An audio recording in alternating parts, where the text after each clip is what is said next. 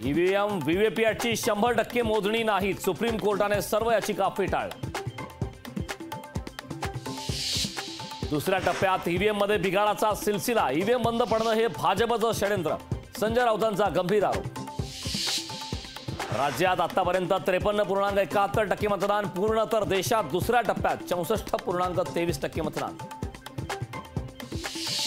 नवनीत राणांच्या सभेसाठी पैसे वाटल्याचा रोहित पवारांचा आरोप, गरिबांच्या पैशातूनही भाजपवाले कमिशन खातात।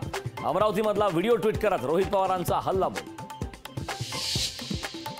उत्तर मध्य मुंबईत काँग्रेसमध्ये नाराजी, काँग्रेस पक्षाने उमेदवारी न दिल्यानं नसीम खान नाराज, नसीम खान यांनी दिला स्टार प्रचारक पदाचा राजीनामा।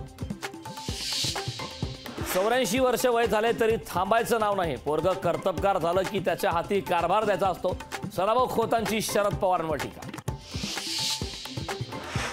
बायकोला निवडून द्या तर काम करीन, अजितदादांनी गावकऱ्यांना भरला दम, कदाचित बहिणीचं प्रेम कमी पडलं असेल, अजितदादांच्या वक्तव्यावर सुप्रियांची भावनिक साथ।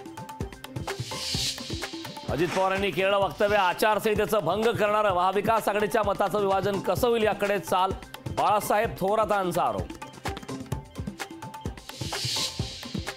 राष्ट्रवादी शरद पवार पक्षाचे नेते अभिजित पाटलांना मोठा धक्का, विठ्ठल सहकारी साखर कारखान्यावर जप्तीची कारवाई, थकीत कर्ज प्रकरणी बँकेची कारवाई।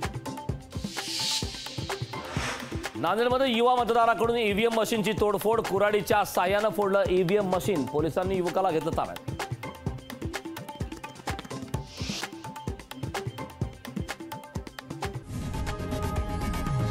लोकशाही मराठी, ऐका, पहा, जागरूक रहा।